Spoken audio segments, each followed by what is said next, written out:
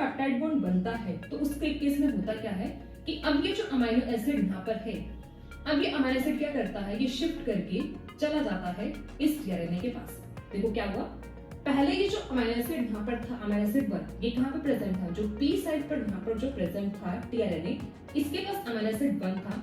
अभी क्या हुआ, इनके बीच में जैसे पेप्टाइड बॉन्ड यहाँ पे बना तो ये 1 शिफ्ट कर गया यहाँ पे किसके पास, ये शिफ्ट किया अमीनो एसिड 2 के पास। ठीक है, आफ्टर नेक्स्ट यहाँ पर क्या होता है, अब नेक्स्ट तो यहाँ पे अब ये जो टीआरएनए यहाँ पर होगा, इसके पास कोई भी अमीनो एसिड नहीं है। अब ये जो टीआरएनए है ये क्या करता है, ये शिफ्ट करके आता है ई साइड पर। ठीक है, और उसके बाद अब ये जो यहाँ पे टीआरएनए यहाँ पर होगा, जो कहाँ पे प्रेजेंट है, जो यहाँ पे प्रेजेंट होगा ए साइड पर, और ये शिफ्ट करके कहाँ पर आता है, ये आता है अब। ठीक है, नेक्स्ट इन फैक्टर का रोल याद रखना, डायरेक्टली एग्जाम में यहाँ से क्वेश्चन आया हुआ है पार्ट बी में, IF 1, 2, 3 से डायरेक्टली क्वेश्चन बना है। ठीक है, इनमें से कौन सा फैक्टर जीटीपी बाउंड है, कौन सा ए साइड के साथ बाइंड करता है, कौन सा पी साइड के साथ बाइंड करता है, डायरेक्टली क्वेश्चन आ रहा है। ठीक है, फिर हमने ओवरव्यू यहाँ पे समझा कि ओवरव्यू का मतलब यहाँ पे क्या बनेगा, ये कॉम्प्लेक्स। फिर डिटेल हमने समझा कि कैसे यहाँ पर क्या है प्रोसेस प्रोसीड होती है इनिशिएशन की, और कैसे एंड में यहाँ पर होता है साइमल्टेनियस इनिशिएशन। हमने यहाँ पे इनिशिएशन प्रोसेस को यहाँ पे समझा, तो सिंपल सा फटाफट से रिकॉल करो क्या क्या किया हमने क्या स्टार्टिंग में, चलो स्टार्टिंग में हमने क्या किया, हमने यहाँ पे समझा प्रोकैरियोटिक एमआरएनए स्ट्रक्चर। ठीक है, एमआरएनए में आरबीएस को ध्यान रखना, आरबीएस के साथ बाइंडिंग यहाँ पे कैसे होती है, कैसे यहाँ पे लिंक करता है सिस्टम आरएनए। ठीक है, हमने डिटेल में देखा, थोड़ा इसको थोड़ा एक्सप्लेन करना है। फिर यहाँ पे इनिशिएटेड टीआरएनए के फीचर आपको जो यहाँ पे याद रखना है इंपॉर्टेंट, फॉर्मेलिन वाला कांसेप्ट याद रखना, और दूसरा यहाँ पे टीआरएनए के तीनों क्या क्या फीचर्स यहाँ पर होते हैं इनिशिएटेड टीआरएनए के, इंपॉर्टेंट है ये फीचर्स यहाँ पर है। ठीक है, और ये इन सब के फंक्शंस है। तो 3 इंपॉर्टेंट फीचर जो टीआरएनए का यहाँ पर मतलब इनिशिएटेड टीआरएनए में प्रेजेंट होते हैं।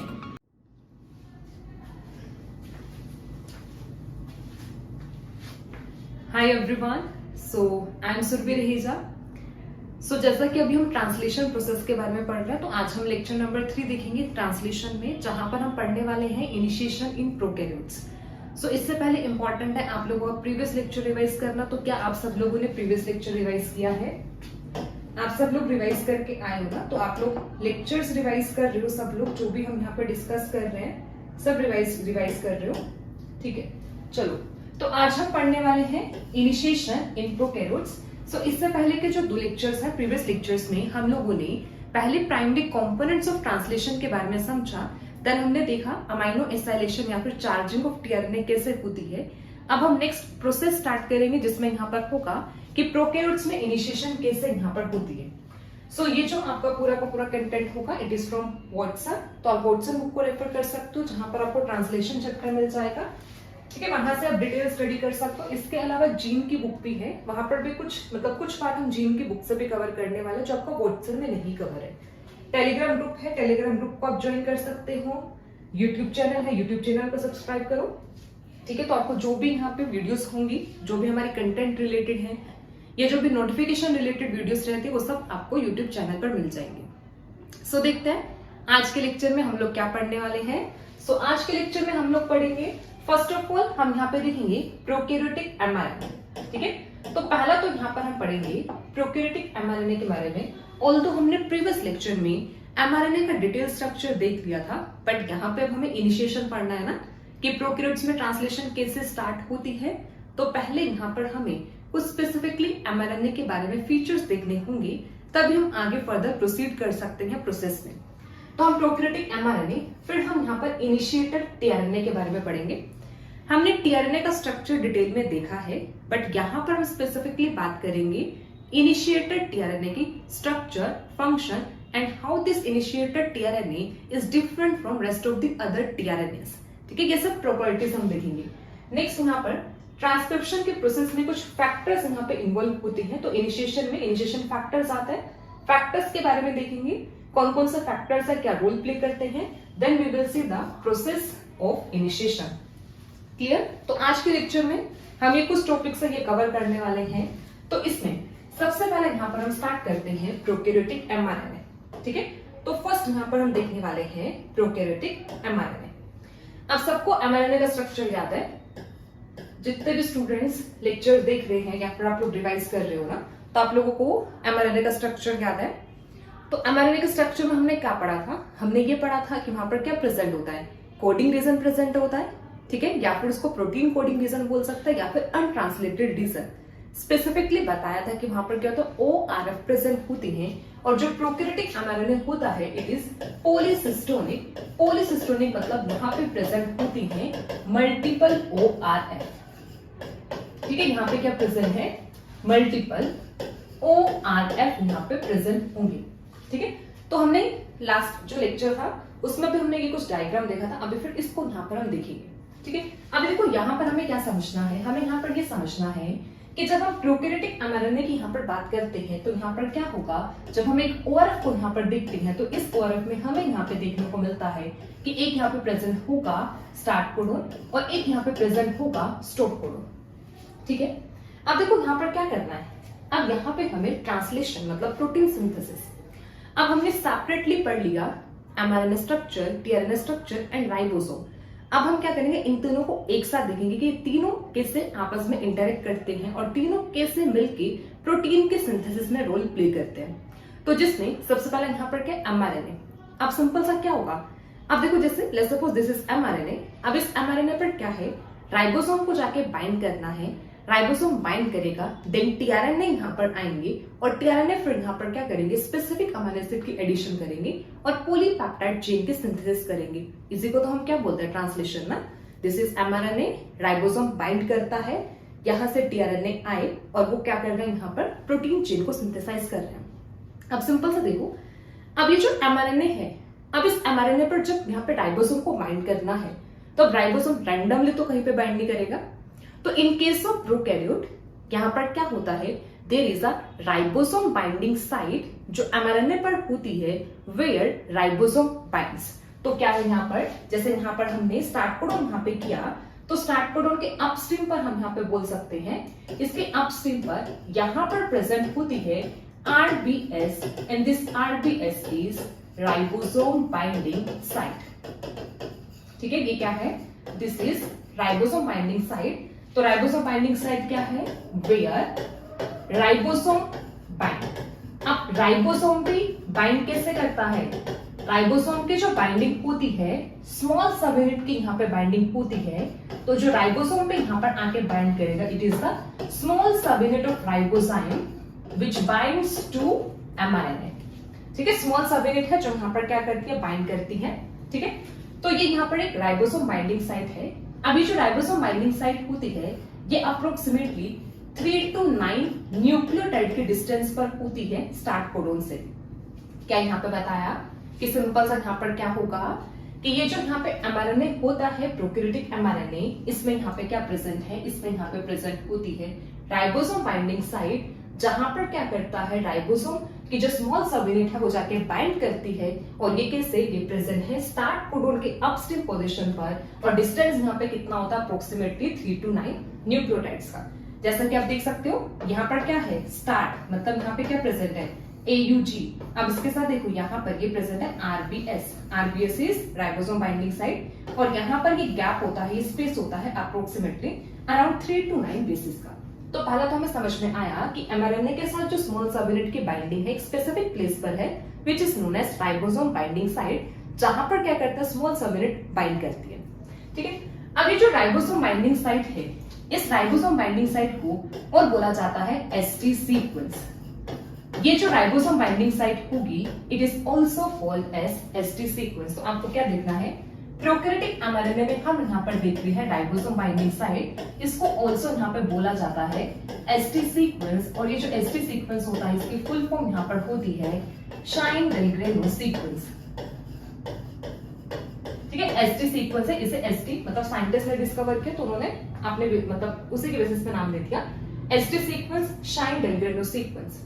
ठीक है, तो अभी हमें क्लियर हुआ RBS। तो तभी देखो जैसे एक ये ORF यहाँ पे प्रेजेंट है तो इसमें RBS भी प्रेजेंट है, फिर ऐसे सेकंड ORF यहाँ पे प्रेजेंट हो तो इसमें सेकंड RBS, फिर यहाँ पर क्या है, थर्ड ORF यहाँ पे प्रेजेंट है और यहाँ पर क्या है, RBS यहाँ पे प्रेजेंट है। ठीक है, RBS यहाँ पे राइबोसोम बाइंडिंग साइट यहाँ पर होगी। अभी जो राइबोसोम बाइंडिंग साइट होती है, अब इस राइबोसोम बाइंडिंग साइट में स्पेसिफिकली यहाँ पर सीक्वेंस प्रेजेंट होता है।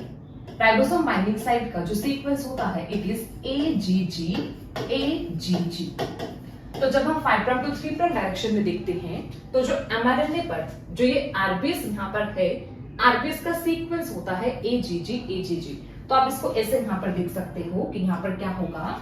देखो हमारे पास जैसे अब हम यहाँ पे देखते हैं कि ये प्रेजेंट है 5 प्राइम AGG AGG और यहाँ पर गैप है, ये प्रेजेंट है AUG और ये यहाँ पर है 3 प्राइम। ठीक है, जैसे देखो लास्ट इसमें ये बताया है, यहाँ पे 3 फॉस्फेट आरबीएस यहाँ पे प्रेजेंट है, स्टार्ट कोडॉन यहाँ पे प्रेजेंट होगा और यहाँ पे गैप होगा अप्रोक्सीमेटली 3 to 9 बेसिस का। ठीक है, तो अब यहाँ पर क्या है, 3 to 9 बेसिस का गैप है between ribosome binding site RBS और इस आरबीएस को यहाँ पर क्या बोला, इसको बोला एसटी सीक्वेंस और ये यहाँ पर होगा स्टार्ट कोडोन। ठीक है, स्टार्ट कोडोन। अभी मैंने इतना पार्ट बनाया, उसके बाद स्टॉप कोडोन आगे फर्दर नेक्स्ट फॉर प्रेजेंट हो सकता है। ठीक है, अब देखो ये जो mRNA है, अब इस mRNA के पास जाकर बाइंडिंग होगी। अगर यहाँ पे देखा जाए, यहाँ पर ऐसा जाके यहाँ पे बाइंड करेगा। ये क्या है यहाँ पर, दिस इज द स्मॉल सब यूनिट ऑफ राइबोसोम। ठीक है, यहाँ पर क्या करेगा, स्मॉल सब यूनिट ऑफ राइबोसोम जाके बाइंड करेगा विच इज 30S। 30S की यहाँ पर क्या होगी, बाइंडिंग यहाँ पर होगी। ठीक है, अब आप लोग को राइबोसोम का स्ट्रक्चर क्या आता है। अब राइबोसोम के स्ट्रक्चर में हम यहाँ पे क्या करते हैं कि यहाँ पर क्या प्रेजेंट होता है, आरआरएनए प्रेजेंट होते हैं और स्मॉल सब यूनिट में जो आरआरएनए प्रेजेंट होता है it is 16S rRNA. Recall करो, हमने लास्ट लेक्चर में देखा था राइबोसोम का जो स्ट्रक्चर यहाँ पर होता है आरआरएनए आरआर प्रोटीन्स, तो आरआरएनए जो यहाँ पे प्रेजेंट है वो क्या है 16S आरआरएनए। ठीक है, अब देखो अब यहाँ पे स्मॉल सब यूनिट को जाके बाइंड करना है। ठीक है, स्मॉल सब यूनिट में यहाँ पे क्या प्रेजेंट है, आरआरएनए और यहाँ पर क्या है ये mRNA। तो अब यहाँ पर होती है base pairing between mRNA and RNA। क्या बोला मैंने कि यहाँ पर जो mRNA होगा, इस mRNA के यहाँ पर अब बेस पेयरिंग होती है विद दी RNA, तभी तो यहाँ पर क्या ये राइबोसोम बाइंड कर पाएगा ना, अदरवाइज कैसे यहाँ पे बाइंडिंग होगी। तो इनके बीच में यहाँ पर क्या होती है, हाई कॉम्प्लीमेंटेरिटी यहाँ पर होगा, बेस पेयरिंग यहाँ पर ये शो करते हैं जिससे यहाँ पे 16S आरआरएनए यहाँ पर क्या करता है, इंटरेक्ट करता है विद दी mRNA। ठीक है, अब देखो यहाँ से क्या, अब देखो जब 16S आरआरएनए है, अब इसको आरबीएस के साथ यहाँ पे इंटरेक्ट करना है, तो इसके पास भी यहाँ पर क्या होगा, इसके पास यहाँ पे कुछ सीक्वेंस प्रेजेंट होंगे। ठीक है, होगा ना यहाँ पर कुछ सीक्वेंस प्रेजेंट होंगे, तभी तो अपने सीक्वेंस के थ्रू इंटरेक्ट कर पाएगा ना। अब देखो अब मैं 16S आरआरएनए को थोड़ा ऊपर बना रही हूँ, तो देखो यहाँ पर ये होगा 16S आरआरएनए। अब ये 16S आरआरएनए के यहाँ पर है 5 प्राइम एंड और ये होगा 3 प्राइम एंड। ठीक है, अब इसके बाद सीक्वेंस वो क्या होगा, जी के कॉम्प्लीमेंट हमें पता है C एक यहाँ पर U होगा C U। तो हम क्या देखते हैं कि जो यहाँ पे 16S आरआरएनए होगा, दिस 16S आरआरएनए जो यहाँ पर है, इसके पास सीक्वेंस प्रेजेंट होता है। अगर मैं 5 प्राइम टू 3 प्राइम डायरेक्शन में लिखूं तो ये है CCU सीक्वेंस प्रेजेंट है। अगर हम इसको 5 प्राइम टू 3 प्राइम डायरेक्शन में रीड करें, और जनरली जो भी सीक्वेंस हमारे होते हैं ये 5 प्राइम टू 3 प्राइम डायरेक्शन में ही रीड किए जाते हैं। ठीक है, तो सिंपल सा क्या है, यहाँ पर हमने अभी इनिशिएशन देखना है कि इनिशिएशन कैसे, ट्रांसलेशन कैसे स्टार्ट होती है, बट उससे पहले अभी हमने ये सीखना है कि जो mRNA यहाँ पर होता है इस पर कैसे राइबोसोम जाके बाइंड करता है। राइबोसोम की भी सबसे पहले क्या होगा, स्मॉल सब यूनिट बाइंड करेगी। स्मॉल सब यूनिट में भी कैसे यहाँ पर होता है 16S आरआरएनए है जो क्या करता है आरबीएस के साथ यहाँ पर बेस पेयरिंग शो करता है, तो इनके बीच में बेस पेयरिंग होती है और यहाँ पे स्मॉल सब यूनिट क्या करता है, बाइंड कर जाता है to a specific site present on mRNA which is known as RBS और एसटी सीक्वेंस। क्लियर सबको? आई होप ये पॉइंट सबको क्लियर होगा। तो एक पॉइंट तो हमें मतलब हम लोगों ने ये पॉइंट समझना था कि यहाँ पर क्या होता है।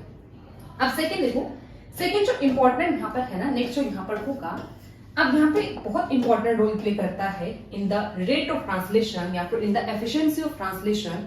ठीक है, कैसे यहाँ पे देखो क्या चीज यहाँ पे रोल प्ले करता है, तो यहाँ पर जो रोल प्ले करेगा वो यहाँ पर आता है एक तो गैप डिफरेंस। अब ये गैप डिफरेंस किसकी बात हो रही है, गैप डिफरेंस यहाँ पर होती है between RBS and start codon.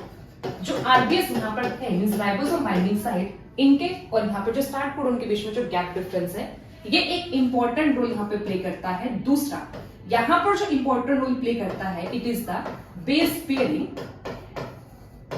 ठीक है, ये यहाँ पर क्या होता है, बेस पेयरिंग बिटवीन किस किस के बीच में बेस पेयरिंग यहाँ पर होगी। अब ये यहाँ पर है RNA एंड यहाँ पर क्या होगा, बिटवीन द mRNA।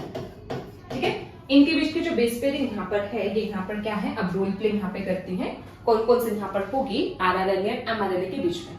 ठीक है, अब ये दो चीजें यहाँ पे इंपॉर्टेंट है। देखो कैसे, मतलब बेसिकली यहाँ पर क्या होता है ना, अगर यहाँ पर क्या है, यहाँ पे प्रेजेंट है हाई कॉम्प्लीमेंटेरिटी बिटवीन किस किस के बीच में, RNA, ठीक है, एंड यहाँ पर क्या होगा, mRNA, इनके बीच में हाई बेस पे प्रेजेंट है, कॉम्प्लीमेंटेरिटी ये शो करते हैं। और दूसरा, ये यहाँ पर क्या है, यहाँ पर जो गैप डिफरेंस है, ये क्या करता है, ये चेंज नहीं होता, ये एक एक्यूरेट गैप डिस्टेंस को यहाँ पर क्या करते हैं, मेंटेन करते हैं। जैसे यहाँ पर गैप डिस्टेंस कितना बताया, 3 to 9 न्यूक्लियोटाइड का। तो अगर यहाँ पर गैप डिस्टेंस मेंटेन रहता है और प्लस में यहाँ पर क्या होता है, बेस पेयरिंग यहाँ पर होती है बिटवीन द mRNA, तो यहाँ पर ये शो करता है हाई रेट ऑफ ट्रांसलेशन। ठीक है, ये क्या शो करेगा, high rate of translation show करता है। तो इट इज इंपॉर्टेंट कि यहाँ पर क्या हो, हाई कॉम्प्लीमेंटेरिटी प्रेजेंट हो, और दूसरा यहाँ पर क्या हो, गैप डिफरेंस यहाँ पर प्रेजेंट हो, तो ये शो करता है हाई रेट ऑफ ट्रांसलेशन। अब इसी के अपोजिट अगर यहाँ पर हो जाए, अगर इसी के अपोजिट यहाँ पर आ जाए कि ये क्या शो करते हैं, ये शो करते हैं लो बेस पेयरिंग। ठीक है, इसी के अपोजिट अगर हम यहाँ पे बात करते हैं कि यहाँ पर ये शो करेंगे लो बेस पेयरिंग, यहाँ पर शो करते हैं। ठीक है, मैं सिर्फ यहाँ पे लो लिख रही हूँ, बट आप लिख लेना कि लो कॉम्प्लीमेंटेरिटी बिटवीन यहाँ पर होगा mRNA RNA। ठीक है, यहाँ पर लो, और दूसरा यहाँ पर क्या है, गैप डिफरेंस मेंटेन नहीं करते। ठीक है, gap difference do not maintain. अगर यहाँ पे प्रॉपर गैप डिफरेंस मेंटेन नहीं होगा, तो इस केस में यहाँ पर ऑब्जर्व किया गया है कि यहाँ पर देखने को मिलता है लो रेट ऑफ ट्रांसलेशन। तो अब एक तो आपको याद रखना है कि जो ट्रांसलेशन की प्रोसेस यहाँ पर होती है, इसमें हमने mRNA में ये देखा कि यहाँ पे क्या प्रेजेंट होगा, RBS है, RBS प्रेजेंट है, RBS के साथ बेस पेयरिंग यहाँ पे 16S RNA करता है। सीक्वेंस क्या है, यहाँ पे RBS का सीक्वेंस होगा AGG और 16S RNA का सीक्वेंस है CCU।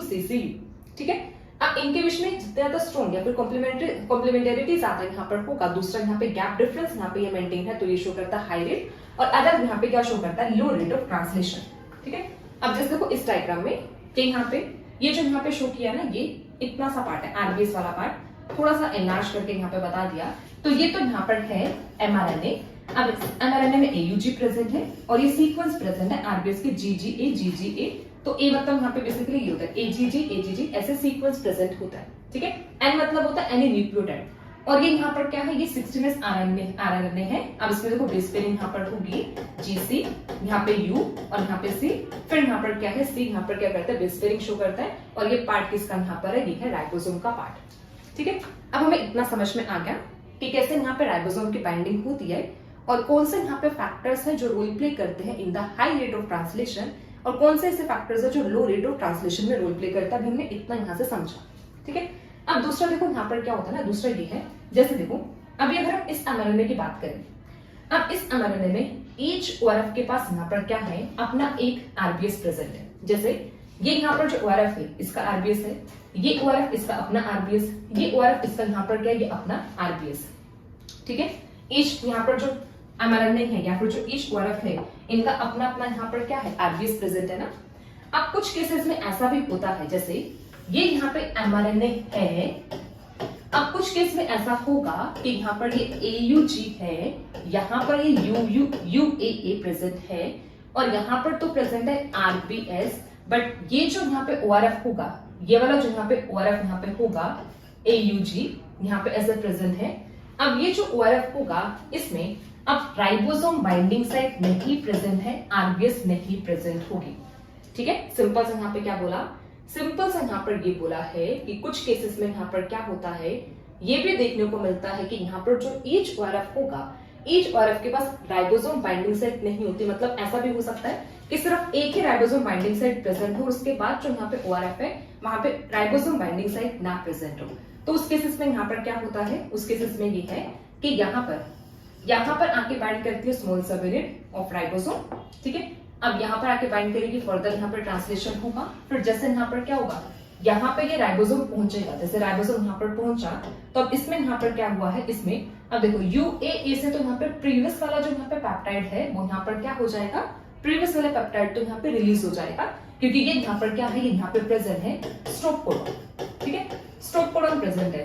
बट इस केस में अब क्या होता है, राइबोसोम यहाँ से रिलीज नहीं करता, तभी के तभी जो राइबोसोम है वो क्या करता है, जो सेकेंड ORF यहाँ पर होगा इसका यहाँ पे साथ में क्या प्रेजेंट होता है, यहाँ पर प्रेजेंट है स्टार्ट कोडोन, और ये इस स्टार्ट कोडोन से यहाँ पर क्या करता है, फर्दर ORF में पेप्टाइड चेन की सिंथेसिस स्टार्ट कर देता है। मैंने सिंपल सा क्या बोला कि इन सम mRNAs जो यहाँ पे ईच ORF यहाँ पर होता है, ईच ORF जो यहाँ पर होगा, ईच ORF में यहाँ पर राइबोसोम बाइंडिंग सेट नहीं प्रेजेंट होती, तो सम RNA यहाँ पर क्या है कि जो ईच ORF होता है, each ORF do not has ribosome binding site. तो अब उस केस में यहाँ पर क्या होता है, उस केस में जो यहाँ पे राइबोसोम आके बाइंड करता है, प्रीवियस जो यहाँ पे सिंथेसिस यहाँ पर होती है उसी का राइबोसोम क्या करता है, नेक्स्ट चेन के सिंथेसिस को स्टार्ट कर देता है। तो ये जो यहाँ पे फिनोमेना होता है कि जिसमें पहले वाला जो चेन यहाँ पे बनी है, पहले वाला जो राइबोसोम है ये नेक्स्ट वाले राइबोसोम की सिंथेसिस को नेक्स्ट वाले पेप्टाइड चेन की सिंथेसिस को स्टार्ट करता है, तो इस फिनोमेना को यहाँ पर बोलते हैं ट्रांसलेशन कपलिंग, ठीक है। इसे यहाँ पर क्या बोलेंगे, this is known as translation coupling. तो ट्रांसलेशन कपलिंग कुछ नहीं, दो RF की जो ट्रांसलेशन यहाँ पर वो कपल करती है, क्योंकि यहाँ पे RBS नहीं है तो वहां पे फिनोमेना देखने को मिलता है ट्रांसलेशन कपलिंग का, ठीक है। क्लियर सबको, mRNA के बारे में सब फीचर्स क्लियर है, बस आपको mRNA का क्या याद रखना है, याद करो RBS के साथ कौन जाके बाइंड करेगा, स्मॉल सा वेरिएंट, बाइंडिंग होगी, बेस पेयरिंग किसके बीच में होगी, 16S और mRNA के बीच में बेस पेयरिंग हुई, तो base pairing important role play करती है, क्योंकि जितने ज्यादा हाई कॉम्प्लीमेंटेरिटी यहाँ पर होगा उतना हाई रेट ऑफ ट्रांसलेशन।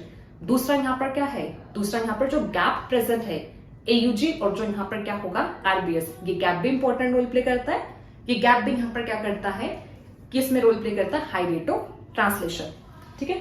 चलो तो यहाँ तक हमारा इनिशिएटर mRNA यहाँ तक कंप्लीट हुआ। अब नेक्स्ट अब हम देखते हैं इनिशिएटर tRNA के बारे में, ठीक है। अब देखो इनिशिएटर tRNA में यहाँ पर क्या है, जब हमने tRNA का स्ट्रक्चर यहाँ पे किया था तब हमने वहां पर ऐसे कोई टाइप नहीं की थी, कोई इनिशिएटर tRNA होता है या फिर कोई भी अनदर टाइप का tRNA प्रेजेंट होता है। तो जनरली जो भी डिफरेंट टाइप के tRNA प्रेजेंट होते हैं उनमें से एक जो यहाँ पे प्रेजेंट होता है, एक है यहाँ पर इनिशिएटर tRNA, ठीक है, एक इनिशिएटर tRNA, और जो रेस्ट ऑल जो tRNA यहाँ पर होते हैं वो यहाँ पर क्या है, इलोंगेटिंग tRNA, ठीक है। अब देखो ये इनिशिएटर tRNA है तो मतलब इसका जो फंक्शन यहाँ पर होगा, it is in the initiation of translation, और जो इलोंगेटिंग tRNA यहाँ पर होंगी इनका जो फंक्शन यहाँ पर होगा, it is in the elongation, ठीक है। तो सिंपल सा ऐसे समझना है, जो भी डिफरेंट टाइप के tRNA प्रेजेंट है उसमें हम क्या देखते हैं, दो टाइप के tRNA यहाँ पर होता है, वन इज इनिशिएटर और सेकेंड यहाँ पर क्या है, इलोंगेटिंग। तो आप ऐसा समझो कि यहाँ पे ट्रांसलेशन के प्रोसेस को इनिशिएट करने के लिए एक स्पेशल टाइप के tRNA की जरूरत पड़ती है, और वो स्पेशल टाइप का tRNA यहाँ पर क्या बोला जाता है, उसे इनिशिएटेड tRNA बोलते हैं, जो और रेस्ट ऑफ द tRNA से डिफरेंट यहाँ पर होता है जब हम इसके स्ट्रक्चरल प्रॉपर्टीज यहाँ पर देखते हैं, ठीक है। क्लियर इतना। अब देखो यहाँ पर ये है कि यहाँ पे स्पेशल से या फिर इनिशिएटेड tRNA की जरूरत क्यों पड़ती है, क्योंकि हमें एक्स्ट्रा से tRNA यहाँ पर चाहिए जो क्या करता है, स्पेसिफिकली इनिशिएशन में रोल प्ले करता है, ठीक है। अब इसके लिए देखो हमने जब mRNA का स्ट्रक्चर यहाँ पे किया था और mRNA पर ये बताया कि इसके पास यहाँ पर क्या करता है, RBS स्मॉल सबयूनिट RBS पर जाके बाइंड करती है, ठीक है।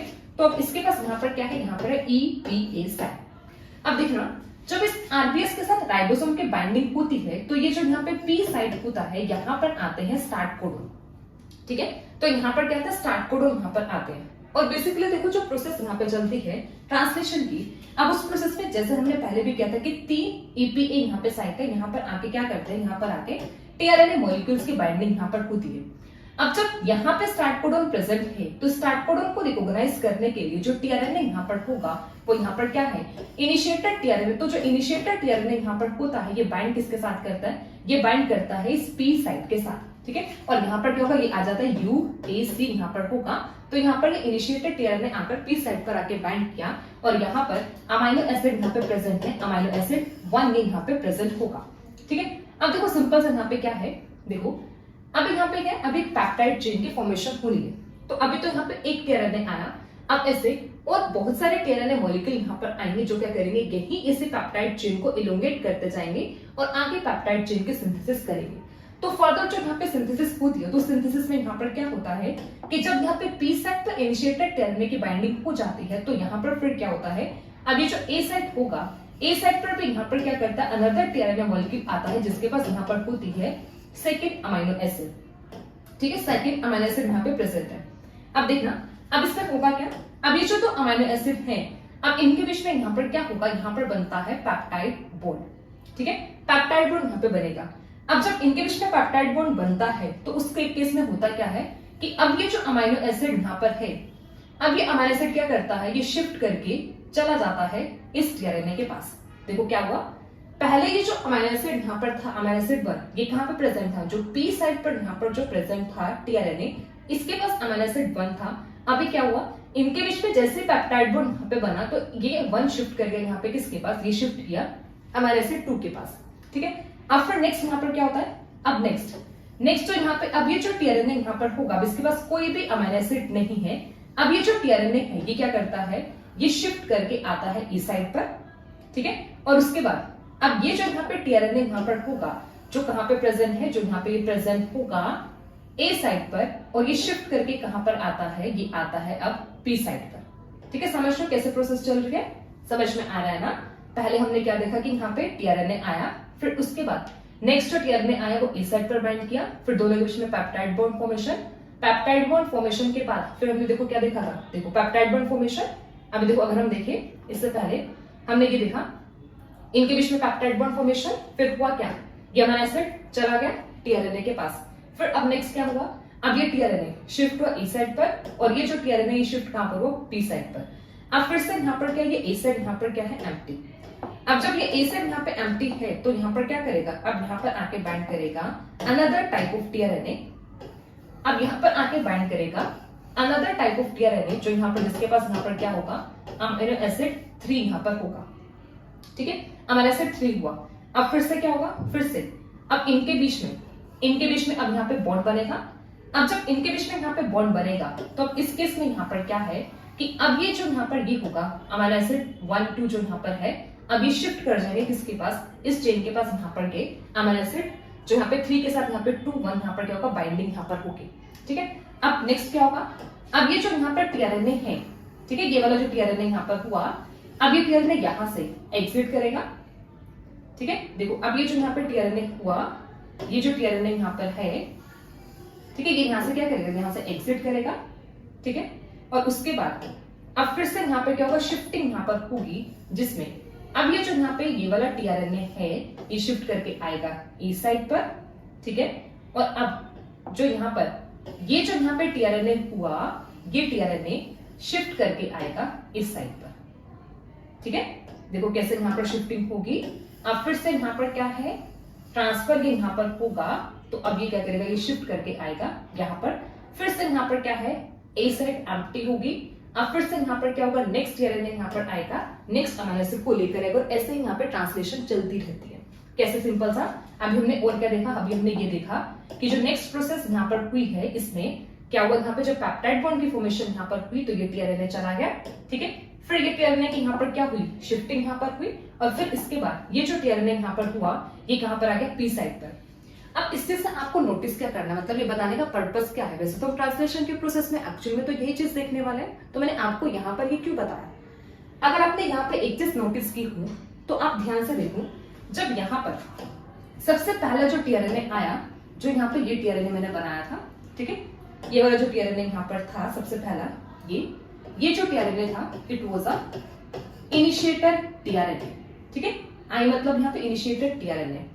और इसके बाद यहाँ यहाँ पे जितने भी टीआरएनएस आए, जैसे ये आया, सेकंड ये आया, फिर ये थर्ड आया, आप लोगों ने नोटिस किया है कि जो यहाँ पर इनिशिएटर टीआरएनए है, इसकी बाइंडिंग किसके साथ हुई? इसकी बाइंडिंग हुई पी साइड पर। ये कहां पे आके बाइंड किया? पी साइड पर बाइंड किया। बट इसके बाद जितने भी टीआरएनए आ रहे हैं, अगर आप ध्यान से देखो, अगर आपने समझा है, ध्यान से आपने ऑब्जर्व किया, तो इसके बाद जितने भी टीआरएनए यहाँ पर आए, जैसे मैंने 2 बनाया, 3rd बनाया, इन सब की इनिशियल बाइंडिंग हुई है ए के साथ, फिर ये ए से पी पर शिफ्ट किया, फिर पी से ई पर शिफ्ट किया। बट जो पहला टीआरएनए मॉलिक्यूल आया था, ये पी पर शिफ्ट किया, पी पर बाइंड किया, पी से फिर ये ई पर शिफ्ट किया। तो यहाँ से क्या समझ में आया? यहाँ से ये समझ में आया कि ट्रांसलेशन प्रोसेस को स्टार्ट करने के लिए हमें इनिशियली बाइंडिंग चाहिए टीआरएनए के विद द पी साइड, तभी ट्रांसलेशन स्टार्ट हो सकती है। अदरवाइज यहाँ पे ट्रांसलेशन स्टार्ट नहीं हो पाएगी अगर पी साइड पर टीआरएनए बाइंड नहीं किया।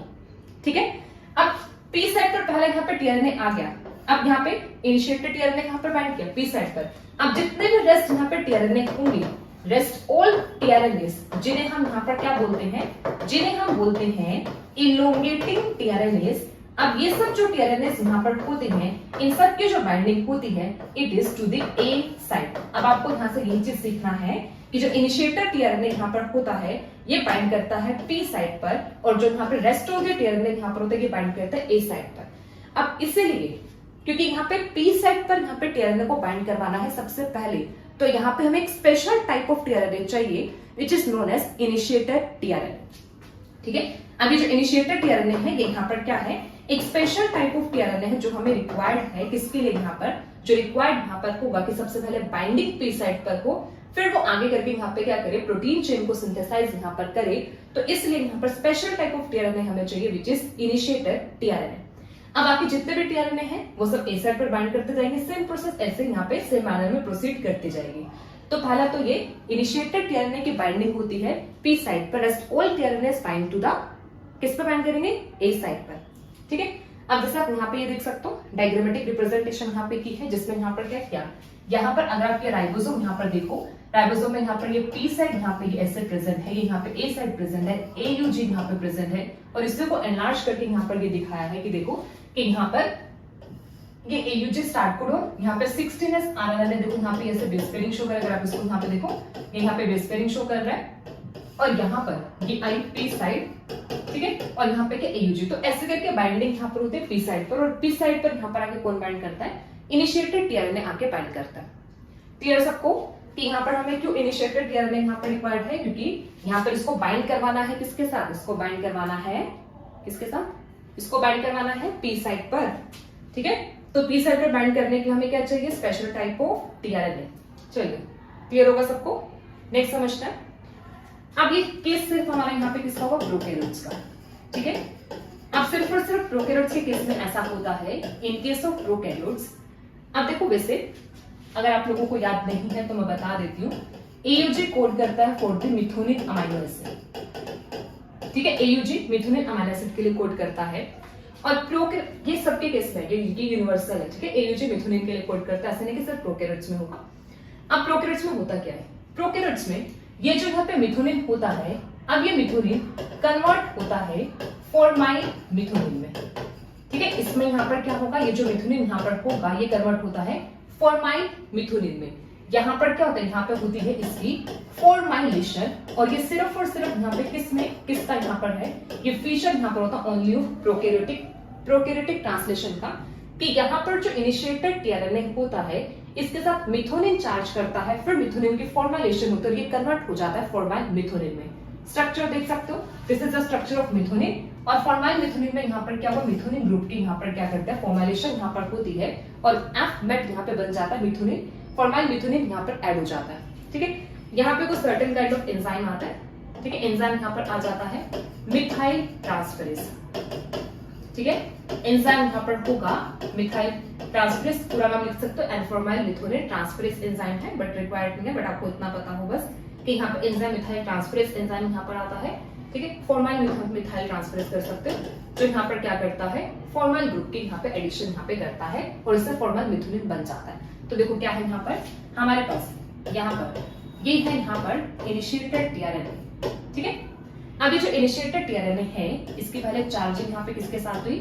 मिथुनिन के साथ। तो ये मिथुनिन के साथ चार्ज हुआ। ये स्पेसिफिक भी किसका है, इनिशिएटेड टीआरएनए जो मिथुनिन स्पेसिफिक होगा। फिर इसके यहाँ पर होती है मिथाइलेशन। क्या होगा यहाँ पर, मिथाइलेशन यहाँ पर है। स्ट्रक्चर याद करना इंपॉर्टेंट नहीं है, जस्ट आपके रेफरेंस के लिए कि आपको समझ में, अदरवाइज इंपॉर्टेंट नहीं है मिथुनिन और फॉर्मल मिथुनिन का स्ट्रक्चर आप लोगों के लिए। अब यहाँ पे होगी फॉर्माइलेशन होगी, बेसिकली मैंने क्या लिख दिया, मिथाइलेशन नहीं होगी, methylation is different and formylation is different. ठीक है, तो यहाँ पर आएगा फॉर्माइलेशन। एंजाइम्स ने यहाँ पे क्या कर दिया, फॉर्माइल मिथुनिन में इसको कन्वर्ट कर दिया। अब ये जो यहाँ पे टीआरएनए यहाँ पर होगा ना, it is converted into formyl मिथुनिन, जिसको एफमेट बोला जाता है टीआरएनए, और ये टीआरएनए इनिशिएटर है एफमेट। तो इसकी रिप्रेजेंटेशन कुछ ऐसे यहाँ पर होगी। तो पहले मिथुनिन से चार्ज है, फिर यहाँ पे मिथाइल ग्रुप के यहाँ पे एडिशन होते हैं, फिर मिथाइल ग्रुप यहाँ पर क्या करता है, यहाँ पर फिर फॉर्माइल ग्रुप के एडिशन यहाँ पर होते हैं, फॉर्माइलेशन यहाँ पर होता है, और ये फॉर्माइल टीआरएनए में कन्वर्ट हो जाता है। तो अब देखो जैसे, अब यहाँ पे देखो ये यहाँ पे क्या है, ये हमारे पास क्या है, ये एमआरएनए। ठीक है, ये यहाँ पे एमआरएनए है, एमआरएनए के साथ राइबोसोम बाइंड किया है, इसके साथ यहाँ पर टीआरएनए बाइंड करेगा। ठीक है, टीआरएनए का स्ट्रक्चर यहाँ पर ये होगा। अब इसके साथ यहाँ पर देखो जो अमीनो एसिड यहाँ पर होगा, यहाँ पर क्या होगा, एफमेट। ठीक है, अब इसके बाद जो पेप्टाइड चेन बनेगी, यहाँ पर कुछ नंबर ऑफ अमीनो एसिड यहाँ पर आते जाएंगे। अब देखो होता क्या है, जैसे ये पेप्टाइड चेन यहाँ पे बनती है ना, ये जो पेप्टाइड चेन यहाँ पर होगी, अब ऐसा नहीं कि आपको इस पेप्टाइड चेन में फॉर्माइल मिथुनिन ही देखने को मिलेगा, एफमेट देखने को मिलेगा, ऐसा नहीं होता है। अब ये जो यहाँ पे फॉर्माइल मिथुनिन यहाँ पर होता है, अब यहाँ पे एंजाइम आता है डी फॉर्माइलेज एंजाइम। ठीक है, ये यहाँ पर आता है डी फॉर्माइलेज एंजाइम, यहाँ पर आता है डी फॉर्माइलेज एंजाइम, इसकी डी फॉर्माइलेशन करता है और ये वापस से कन्वर्ट हो जाता है मिथुनिन में। तो अब ये जो पेप्टाइड चेन होता है, आपको पेप्टाइड चेन में नहीं फॉर्माइल, यहाँ पे फॉर्माइल मिथुनिन देखने को मिलेगा, पेप्टाइड चेन में आपको मिथुनिन ही देखने को मिलता है, क्योंकि यहाँ पर क्या होता है, जैसे इसकी सिंथेसिस होती है, ठीक है, वहां पर क्या होता है, डीफॉर्माइलेज एंजाइम आता है, जो यहाँ पर क्या करता है, फॉर्माइल ग्रुप को रिमूव कर देता है। ठीक है, तो यहाँ पे सिर्फ और सिर्फ ये केस किसका यहाँ पर है, प्रोकैरियोट्स का। यूकैरियोट्स में ऐसा कुछ भी नहीं होता, वहां पे कोई भी फॉर्माइल मिथुनिन से चार्जिंग नहीं होती है, फॉर्माइल मिथुनिन की एडिशन नहीं होती है। यहीं पर ऐसा होता है कि फॉर्माइल मिथुनिन प्रेजेंट होता है और डीफॉर्माइलेज एंजाइम यहाँ पर क्या करता है, इसकी यहाँ पे रिमूवल कर देता है। ठीक है, अब यहाँ पे पेप्टाइड चेन बनी मिथुनिन। अच्छा, एक केस में आप ये भी ध्यान रखना कि इन सम केसेस में अमाइनो पेप्टाइडेज एंजाइम भी यहाँ पर आता है, और ये जो अमाइनो पेप्टाइडेज एंजाइम होता है, ये क्या करता है, ये मिथुनिन को भी रिमूव कर देता है। ठीक है, ये क्या करता है, मिथुनिन को भी रिमूव कर देता है। तो आपको कुछ प्रोटीन्स में ऐसा भी मिलेगा कि जो यहाँ पे इसका फर्स्ट जो यहाँ पे अमाइनो एसिड है, ऐसा जरूरी नहीं कि मिथुनिन आपको मिले, यहाँ पे कोई और टाइप का अमाइनो एसिड भी यहाँ पे प्रेजेंट होगा, क्योंकि यहाँ पर क्या होता है, अमाइनो पेप्टाइडेज एंजाइम जो पेप्टाइड चेन के एंड टर्मिनल पर एक्ट करता है और इस मिथुनिन ग्रुप को रिमूव करता है। ठीक है, तो सेकंड चीज क्या समझनी है, सेकंड ये समझना है, इन केस ऑफ प्रोकैरियोट्स यहाँ पर क्या होता है, फॉर्माइल मिथुनिन प्रेजेंट होता है, तो जो इनिशिएटर टीआरएनए यहाँ पर होगा, यहाँ पर इसके साथ अटैच होता है फॉर्माइल मिथुनिन। तो अब नेक्स्ट हम यहाँ पर देखते हैं, नेक्स्ट है ये फीचर्स ऑफ टीआरएनए। टीआरएनए पे कौन सा, इनिशिएटर, क्योंकि इनिशिएटर टीआरएनए के पास देखो, एक तो यहाँ पे इसको फॉर्माइल मिथुनिन ग्रुप को यहाँ पे ऐड करना है। ठीक है, दूसरा इसको बाइंड कहाँ पे करना है, पी साइड पर, तो कुछ स्पेशल फीचर तो होने चाहिए ना इसके पास। ठीक है, तो यहाँ पे सबसे पहला इसके पास 3 स्पेशल फीचर यहाँ पर होते हैं। ठीक है, फर्स्ट फीचर तो यहाँ पर होता है कि यहाँ पर प्रेजेंट होते हैं फॉर्माइल ग्रुप की एडिशन यहाँ पर होगी। ठीक है, यहाँ पे ये आप ही समझ सकते हो, ये फर्स्ट है, ये सेकंड यहाँ पर होता है। ठीक है, और ये थर्ड, ये फीचर्स यहाँ पर है। ठीक है, और ये इन सब के फंक्शंस हैं। तो 3 इंपॉर्टेंट फीचर जो टीआरएनए का यहाँ पर मतलब इनिशिएटेड टीआरएनए में प्रेजेंट होते हैं। वन तो यहाँ पर क्या है, फॉर्माइलेटेड अमाइनो एसिड। ठीक है, फर्स्ट ये है फॉर्माइलेटेड अमाइनो एसिड। पहला तो एक चीज समझो, फॉर्माइलेशन या फिर फॉर्मालिन मिथुनिन का प्रेजेंट होना ये कोई नेसेसरी कंडीशन नहीं है। ऐसा नहीं कि अगर फॉर्माइल मिथुनिन होगा तभी इनिशिएशन होगी या ट्रांसलेशन होगी, अगर मिथुनिन आ जाएगा तो ट्रांसलेशन नहीं होगी, ऐसा कुछ नहीं है। पहला तो ये समझना है, presence of formyl methionine is not necessary for the translation process। ये नेसेसरी नहीं है। अगर ये प्रेजेंट होता है तो ये क्या करता है, एफिशिएंसी को इंक्रीज करता है। क्या करेगा ये, फॉर्माइल जो यहाँ पे ये प्रेजेंट है, मतलब जो फॉर्माइल मिथुनिन यहाँ पे प्रेजेंट है, इसका काम यहाँ पे क्या है, ये क्या करता है, इंक्रीज एफिशिएंसी ऑफ ट्रांसलेशन। ठीक है, इसका काम यहाँ पर क्या है, इंक्रीज एफिशिएंसी ऑफ ट्रांसलेशन। दूसरा तो ये यहाँ पर होता है इंक्रीज एफिशिएंसी ऑफ ट्रांसलेशन, और दूसरा ये जो फॉर्माइल मिथुनिन यहाँ पे प्रेजेंट है ना, ये किसमें और रोल प्ले करता है। अभी नेक्स्ट हम फैक्टर्स को देखने वाले हैं, तो वहां पर एक फैक्टर हम करेंगे विच इज IF2। ठीक है, फैक्टर यहां पर आता है IF2, इनिशिएशन फैक्टर 2।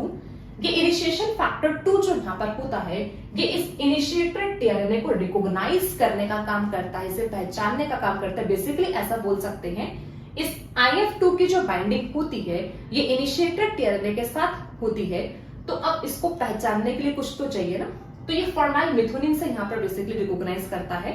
तो जो IF2 यहाँ पर होगा, IF2 जो यहाँ पे बाइंड करता है टू टीआरएनए, वो एक्चुअली में वहां पर जो रोल प्ले करेगा वो यहाँ पे फॉर्माइल मिथुनिन आता है। तो जो फॉर्माइलेटेड अमीनो एसिड या फिर फॉर्माइल मिथुनिन यहाँ पे प्रेजेंट है, तो इंपॉर्टेंट फंक्शन को सर्व करता है। One is increase efficiency of translation, another one is IF2 easily can recognize this initiated tRNA and this IF2 then binds to tRNA। Clear सबको? as such नेसेसरी नहीं है, ठीक है, as such ऐसा नहीं कि ये नेसेसरी है, जरूरी नहीं है, नहीं भी होगा तो भी काम चल जाएगा। ठीक है, समझ में आ रहा है सबको? tRNA से क्वेश्चंस बनते हैं, ठीक है, क्वेश्चंस आते हैं यहाँ से ना स्ट्रक्चर से। चलिए, तो नेक्स्ट आता है नो बेस पेयरिंग। अब देखो, अगर आप रेस्ट ऑफ द टीआरएनएस को कंपेयर करो तो आपको यहाँ पर ये जो CA यहाँ पर है नो बेस पेयरिंग। आपको रेस्ट ऑफ द टीआरएनए में देखने को मिलेगी यहाँ पर बेस पेयरिंग प्रेजेंट होती है। आप ऐसे समझो, यहाँ पर ये जैसे ये 5' एंड यहाँ पर हुआ, ये 3', ये अप्रोक्सीमेटली फर्स्ट पोजीशन, यहाँ पर ये फर्स्ट आता है, फर्स्ट पोजीशन, और ये अप्रोक्सीमेटली 70 सेकेंड यहाँ पे पोजीशन यहाँ पर आ जाती है। ठीक है, 70 सेकेंड यहाँ पे पोजीशन होगी, तो इन दोनों के बीच में बेस पेयरिंग नहीं होती। ठीक है, लेकिन अगर आप इलोंगेटिंग टीआरएनएस को देखो कि वहां पे बेस पेयरिंग प्रेजेंट होती है, और ये भी रीजन यहाँ पे क्या है, यहाँ पे बेस पेयरिंग ना प्रेजेंट होना, रीजन इज म्यूटेशन। कि म्यूटेशन की वजह से यहाँ पर क्या हुआ, यहाँ पे बेस चेंज हो गया, और उस बेस की वजह से यहाँ पर क्या है, बेस पेयरिंग नहीं प्रेजेंट है in the initiated tRNA and this is required for the formylation. तो जो नो बेस पेयरिंग यहाँ पे प्रेजेंट है, इसका सिग्निफिकेंस क्या है, it is needed for the formylation. ठीक है, थर्ड यहाँ पर क्या है, थर्ड इज, अगर आप देखो ये जो एक्सेप्टर स्टैम्प यहाँ पे प्रेजेंट है, इस एक्सेप्टर स्टैम्प में देखो यहाँ पर G से 3 कॉन्सेक्यूटिव बेस पेयर यहाँ पे प्रेजेंट है। ये G से 3 कॉन्सेक्यूटिव बेस पेयर प्रेजेंट है जो एक्चुअल में अब्सेंट होते हैं, किसमें, हमारे इलोंगेटिंग टीआरएनए में अब्सेंट होता है। हमने इससे पहले हमने टीआरएनए का स्ट्रक्चर देखा, हमने कहीं पर नहीं मेंशन किया कि ये जो यहाँ पे एंटीकोडन स्टैम्प है, इस एंटीकोडन स्टैम्प पर यहाँ पे 3 कॉन्सेक्यूटिव G से बेस पेयर यहाँ पे प्रेजेंट होंगे। तो it is the only characteristic feature of initiated tRNA and it is needed to enter the P site. क्योंकि इनिशिएटेड टीआरएनए को कहां पर जाके बाइंड करना है, पी साइट पर बाइंड करना है ना, तो ये क्या करेगा, सिर्फ इसे G से बेस पर जो हेल्प करते हैं, किसमें, इसके पी साइट पर एंट्री के लिए। ठीक है, तो यहाँ पे 3 फीचर यहाँ पर आए, सेकंड यहाँ पे नो बेस पेयरिंग, ठीक है, ये 3 फीचर यहाँ पर है, और थर्ड यहाँ पर आ जाएगा G से बेस पेयरिंग। ये कहां पे प्रेजेंट है, एंटीकोडन स्टैम्प पर यहाँ पे प्रेजेंट है, और इसका जो फंक्शन यहाँ पर है क्या करना, ये हेल्प करके into entry to P site. ठीक है, इसलिए इनिशिएटेड टीआरएनए डिफरेंट होता है और हमें इनिशिएटेड टीआरएनए का स्ट्रक्चर भी समझना होता है। ठीक है, तो यहाँ पर हमारा कंप्लीट होता है इनिशिएटेड टीआरएनए। चलिए, तो हमने सेकंड पार्ट यहाँ पे कंप्लीट कर लिया इनिशिएटेड टीआरएनए का। अब नेक्स्ट थर्ड पार्ट यहाँ पे स्टार्ट करते हैं, विच इज इनिशिएशन फैक्टर। अब इनिशिएशन फैक्टर में देखना, यहाँ पर 3 फैक्टर्स यहाँ पर आते हैं। 3 फैक्टर्स जो यहाँ पर होंगे, one is IF1, initiation factor 1, second it is IF2, initiation factor 2, third is IF3, initiation factor 3। 3 factors है, 1 2 3। देखना इसको कैसे याद रखोगे। ये स्मॉल सबयूनिट है, स्मॉल सबयूनिट में यहाँ पे क्या 3 सेट यहाँ पे प्रेजेंट है, EPA। तो पहला तो आपको ये याद रखना है, E पर जो बाइंडिंग होती है इट इज IF3, P पर जो बाइंडिंग है इट इज IF2, A पर जो बाइंडिंग है इट इज IF1। ठीक है, तो कैसे याद रखना है कि यहाँ पे जो 1 2 3 फैक्टर्स की जो बाइंडिंग होती है वो कैसे, EPA साइड के याद रखो, EPA 3 2 1 3 2 1 EPA 3 2 1 EPA।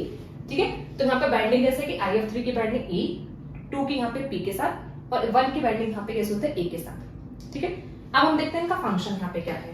अब पहले तो देखो IF3 से स्टार्ट करते हैं, क्योंकि हम 3 2 1 और EPA से कर रहे हैं।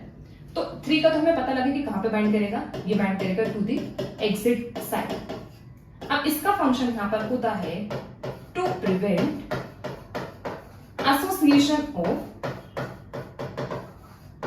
to prevent association of large subunit to small subunit। ये क्या करता है, स्मॉल सबयूनिट के साथ लार्ज सबयूनिट की एसोसिएशन ना हो, उस चीज को प्रिवेंट करने में रोल प्ले करता है IF3। तो आपको ऐसे समझना है, जब तक IF3 प्रेजेंट है, ठीक है, जब तक यहाँ पे IF3 प्रेजेंट है तब तक ये जो यहाँ पे लार्ज सबयूनिट है ये बाइंड नहीं कर सकते, ये यहां से रिमूव होके, ठीक है। जब तक IF3 प्रेजेंट होगा तब तक लार्ज सबयूनिट की बाइंडिंग नहीं हो सकती, यहां से क्या होगा, ये रिमूव हो जाएगी, ठीक है। अब ये तो ये सेकंड यहां पर आया IF2। अब IF2 की स्पेशल प्रॉपर्टी क्या है, इसकी स्पेशल प्रॉपर्टी ये होती है, ये एक GTPase है, ठीक है। अच्छा, GTPase इसको ऐसे समझो, ये एक टाइप का है GTP बाइंडिंग प्रोटीन, ठीक है। ये फैक्टर यहां पर कैसा होता है, ये है GTP बाइंडिंग प्रोटीन। मतलब इसके साथ यहां पर क्या करता है, GTP आके बाइंड करता है। पहला तो ये GTP बाइंडिंग प्रोटीन है, तो जो IF2 हमने यहां पर बनाया, तो ये जो IF2 यहां पर होगा ये GTP एसोसिएटेड होता है, GTP के साथ बाइंड करता है, ठीक है। सेकंड देखो, अब ये जो यहाँ पे IF2 है ये एक्चुअल में 3 कंपोनेंट के साथ इंटरेक्ट करता है। It interacts with the 3 components. आप लिख सकते हो कि कैसे इंटरेक्ट करता है, it interact with the 3 component. अब ये 3 कंपोनेंट कौन कौन से हैं, these components are small subunit.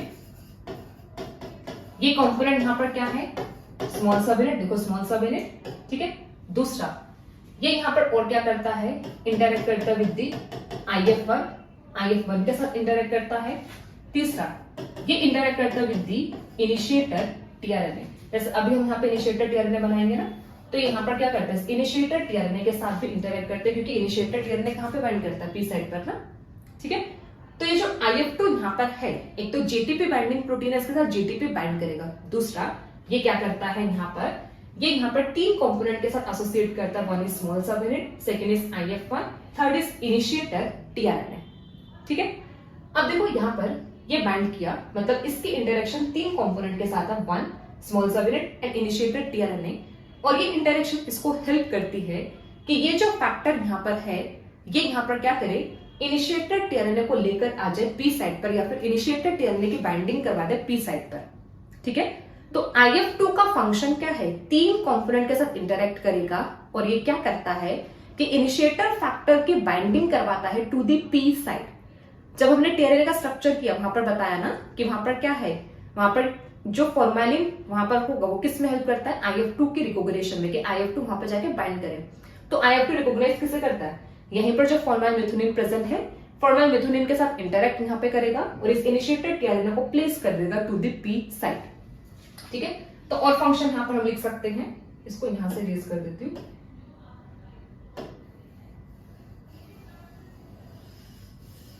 ठीक है। फंक्शन लिखने के लिए मैंने इरेज किया है, आप लोगों ने बना लिया हुआ है। अब इसमें देखो यहाँ पर क्या, इसका यहाँ पे एक तो ये और इसका यहाँ पर और फंक्शन यहाँ पर क्या होता है, ये हेल्प करता है, help in binding of initiator tRNA to P side. P side पर बाइंडिंग में क्या करता है, ये हेल्प करता है, ठीक है। क्लियर सबको। Last but not the list, factor यहाँ पर आता है IF1, इनिशिएटर फैक्टर 1। पता लग गया कहां पे बाइंड करता है, बाइंड्स टू ए साइड, ठीक है। अब इसका काम यहां पर क्या है, ये करता है prevent binding of initiator tRNA to A side. क्योंकि देखो यहां पे इंपॉर्टेंट है कि इनिशिएटर tRNA सिर्फ और सिर्फ इस पी साइड पर जाके बाइंड करे, इसकी ए साइड पर बाइंडिंग ना हो तो पहले ही IF1 आके बैठ जाता है, जो इसको ब्लॉक कर देता है ए साइड को, कि यहाँ पर tRNA आके बाइंड नहीं कर सकता, ठीक है। तो ए का यहाँ पर काम क्या होगा, मतलब 1 का यहाँ पे क्या काम है, ए साइड को ब्लॉक करना, so that initiated tRNA can not bind to this A side. चलिए, तो 3 फैक्टर यहाँ पर है, 1 2 3। क्लियर हो गया सबको, क्लियर है ना। चलो, तो अब हमारा यहाँ पर लास्ट पार्ट आता है इस लेक्चर का, this is the initiation process. तो अब हम देखेंगे इनिशिएशन प्रोसेस इन डिटेल। तो पहला यहाँ पे ओवरव्यू है, बेसिक सा ओवरव्यू यहाँ पर दिया है। पहले हम ओवरव्यू यहाँ पे देख रहे हैं, फिर हम डायग्रामेटिकली यहाँ पर देखेंगे स्टेप बाय स्टेप कि कैसे यहाँ पर होती है। अब इनिशिएशन का सिंपल सा मतलब समझो। इनिशिएशन का मतलब क्या है, यहाँ पर स्मॉल सब यूनिट है, ये लार्ज सब यूनिट सेपरेटेड फॉर्म में यहाँ पे प्रेजेंट है। यहाँ पे इनिशिएटेड टीआरएनए है, ठीक है, ये यहाँ पे एल शेप स्ट्रक्चर बना रखा है इनिशिएटेड टीआरएनए का, और एक यहाँ पर ये है एमआरएनए। तो पहला तो यहाँ पर क्या होता है, ये जो एमआरएनए यहाँ पर होगा, इस एमआरएनए के साथ सबसे पहले तो यहाँ पर क्या करती है, ये स्मॉल सब यूनिट आके बाइंड करती है। बाइंडिंग हमने डिटेल में देख लिया, कहाँ पर जाके बाइंड करेगी, ये राइबोसोम राइबोसोम बाइंडिंग साइट पर जाके बाइंड करेगी एसटी सीक्वेंस पर। ये हमने देख लिया। और कैसे बाइंडिंग होगी ये भी तो बार बार आपको बस लिंक करना है। अभी तक हमने जितना भी पढ़ा ना, हमने ऑलरेडी डिटेल कॉन्सेप्ट देख लिया, अब जस्ट हमें चीजों को लिंक करना है, ठीक है। अब हमने यहाँ पे ट्रांसलेशन प्रोसेस में देखना है कि कैसे कैसे चीजें सीक्वेंस में कैसे फॉलो होती है। हम पार्ट्स में तो देख ही चुके कि कैसे कैसे यहाँ पे स्ट्रक्चर में क्या क्या चेंजेस यहाँ पर आते हैं, ठीक है। तो पहले यहाँ पर क्या होगा, एमआरएनए पर यहाँ पे बाइंडिंग किसकी, स्मॉल सब यूनिट की, कहाँ पे, आरबीएस के साथ। और फिर यहाँ पर आके कौन बाइंड करता है, इनिशिएटेड टीआरएनए आके बाइंड करता है। तो ये यहाँ पे स्मॉल सब यूनिट के साथ पहले बाइंडिंग हुई, और फिर इसके बाद यहाँ पर लार्ज सब यूनिट आके बाइंड करती है। जब लार्ज सब यूनिट यहाँ पे आके बाइंड करती है तो अब यहाँ तक हमारी इनिशिएशन कंप्लीट हो जाती है। अब नेक्स्ट यहाँ पर प्रोसीड होगा वो यहाँ पर क्या है, इलोंगेशन। तो देखो सिंपल सा इनिशिएशन का मतलब यहाँ पे क्या है, इनिशिएशन का मतलब ये है कि जो एमआरएनए अलग प्रेजेंट है, जो यहाँ पे टीआरएनए अलग प्रेजेंट है, और जो यहाँ पे राइबोसोम के यूनिट्स अलग यहाँ पे प्रेजेंट है, स्मॉल एंड लार्ज, उन सबको कलेक्टिवली एक साथ लेके आना और एक यहाँ पे कॉम्प्लेक्स बनाना। अब वो कॉम्प्लेक्स फिर फर्दर प्रोसीड करेगा इलोंगेशन प्रोसेस में, ठीक है। तो यहाँ पर ये यहाँ पर क्या बनता है, ये यहाँ पर बनता है इनिशिएशन कॉम्प्लेक्स। तो इनिशिएशन का मतलब क्या है, इनिशिएशन का मतलब है इस इनिशिएशन कॉम्प्लेक्स का बनना, जहां पे सब जो यहाँ पे सब यूनिट्स, जो भी यूनिट्स यहाँ पे प्रेजेंट है, जो कंपोनेंट यहाँ पे प्रेजेंट है यहाँ पे ट्रांसलेशन के, वो क्या करते हैं, वो सब सेपरेटेड फॉर्म में प्रेजेंट है, उन सबको एक साथ लेकर आना इज इनिशिएशन, ठीक है। अब हम इसको डिटेल में देखते हैं कि इस सीक्वेंस में यहाँ पर ये कंपोनेंट एक साथ यहाँ पर आते हैं, क्या सीक्वेंस यहाँ पे फॉलो होता है। तो सबसे पहले तो यहाँ पर देखेंगे, चलो आप यहाँ पे देखना कि कैसे यहाँ पर होता है। पहले तो यहाँ पे देखो सेल में यहाँ पर है, जैसे ये स्मॉल सब यूनिट है, स्मॉल सब यूनिट के यहाँ पर क्या है, यहाँ पे ईपीए साइड यहाँ पे प्रेजेंट है, ठीक है। तो सबसे पहले तो ये जो ईपीए साइड में जो ई यहाँ पर होता है, इस ई पर बाइंडिंग होती है IF3। तो सबसे पहले जो बाइंडिंग है वो किसकी यहाँ पर होती है, ये है IF3। अब जब यहाँ पे IF3 यहाँ पे बाइंड है, तो ये जो IF3 है ये यहाँ पे जो लार्ज सब यूनिट है, लार्ज सब यूनिट को बाइंड नहीं करने देगा। तो ये जो IF3 यहाँ पर है, ये लार्ज सब यूनिट को बाइंड नहीं करने देगा। यहाँ पे भी देखो क्या, ये जो यहाँ पे ट्रांसलेशन, यहाँ पे जो ये राइबोसोम यहाँ पे प्रेजेंट है, ये किसका यहाँ पर है, ये है यहाँ पे प्रीवियस ट्रांसलेशन का, ठीक है। इससे पहले कुछ प्रीवियस ट्रांसलेशन पूरी होगी जिसमें यहाँ पे ये लार्जर स्मॉल सब यूनिट आपस में एसोसिएटेड है। फिर यहाँ पर क्या होता है, लार्ज एंड स्मॉल सब यूनिट सेपरेटेड होते हैं, क्योंकि इनके बीच में यहाँ पर क्या आता है, IF3 आ जाता है। तो जैसे यहाँ पर क्या हुआ, IF3 यहाँ पर आया, तो अब यहाँ पे देखो जो राइबोसोम यहाँ पर होगा EPA। अब यहाँ पे जो लार्ज सब यूनिट यहाँ पर है, अब ये लार्ज सब यूनिट यहाँ से क्या होगी, सेपरेट होगी, अलग होगी। तो अब सिर्फ और सिर्फ यहाँ पे क्या प्रेजेंट है, यहाँ पे स्मॉल सब यूनिट प्रेजेंट है EPA, और इसके साथ यहाँ पे क्या बाइंड है, इसके साथ यहाँ पर बाइंड है फैक्टर, यहाँ पे EPA, इसके साथ अब यहाँ पे क्या प्रेजेंट है, ये फैक्टर यहाँ पे प्रेजेंट है IF3, ठीक है। अब देखो नेक्स्ट स्टेप में अब क्या है, अब यहाँ पे आता है IF2, IF1 और GTP। तो नेक्स्ट स्टेप में जो फैक्टर की बाइंडिंग है, तो नेक्स्ट स्टेप में यहाँ पर क्या होगा, यहाँ पर आके बाइंड किया ये 1 फैक्टर ए साइड पर, ठीक है। अब इसी के साथ यहाँ पर 2, और इसके साथ यहाँ पे एसोसिएटेड होता है GTP। तो इनिशिएटर फैक्टर 2, एसोसिएटेड फैक्टर यहाँ पे GTP, और एसोसिएटेड फैक्टर है, इसका कंपोनेंट यहाँ पे GTP है, और ये 1। तो कुछ ऐसा सा कॉम्प्लेक्स यहाँ पे बना, ठीक है। अभी तक यहाँ पर कोई भी एमआरएनए, कोई भी टीआरएनए नहीं आया है। तो सबसे पहले तो यहाँ पर क्या करते हैं, जो स्मॉल सब यूनिट यहाँ पर होती है, जो हमने फैक्टर्स यहाँ पे किए, उसमें से तीनों फैक्टर आके क्या करते हैं, स्मॉल सब यूनिट के साथ आके बाइंड करते हैं। अब जैसे स्मॉल सब यूनिट के साथ बाइंडिंग यहाँ पर होगी, तो जो नेक्स्ट स्टेप यहाँ पर होता है, अब इस नेक्स्ट स्टेप में यहाँ पर आता है एमआरएनए, और साथ में यहाँ पर आता है इनिशिएटर टीआरएनए, ठीक है। कौन यहाँ पर आएगा, इनिशिएटर टीआरएनए, और यहाँ पर आता है एमआरएनए, ठीक है। इनिशिएटर टीआरएनए यहाँ पर आएगा, ठीक है, ये इनिशिएटर टीआरएनए है,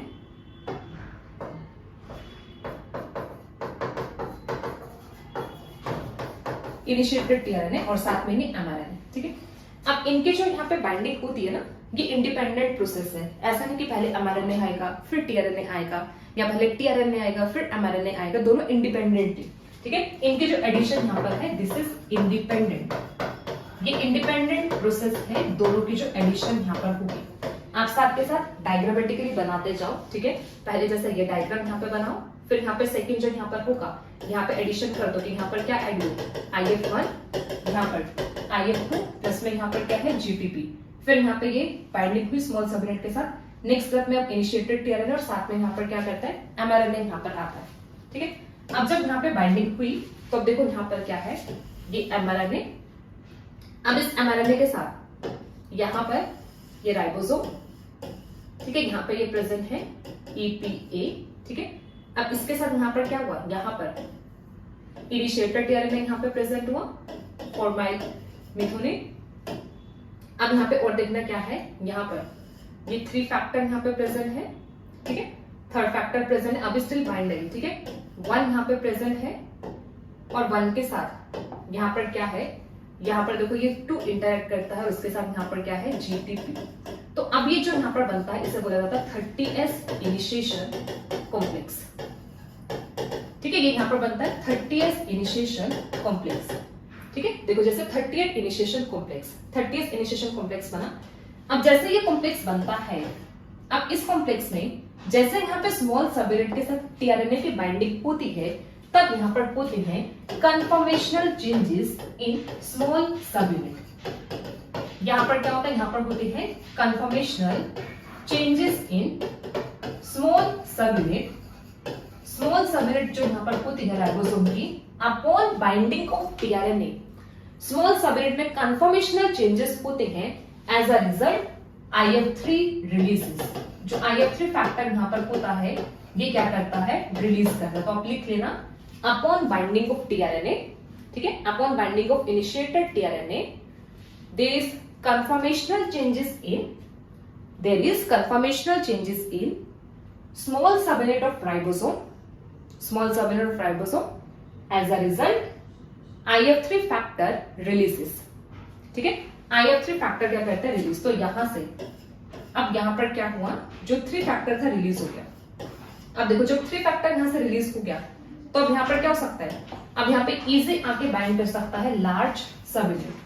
तो अब ये जो यहाँ पे कॉम्प्लेक्स है, अब इसके साथ यहाँ पर बाइंडिंग हो सकती है लार्ज सबयूनिट की, ये यहाँ पर अब यहाँ पे इजी लार्ज सबयूनिट आके बाइंड कर सकता है, क्योंकि इसको रोकने वाला फैक्टर तो चला गया, थर्ड फैक्टर यहाँ से गया, ठीक है। तो अब यहाँ पर क्या है, मतलब इजिली यहाँ पे बाइंडिंग होगी, ठीक है।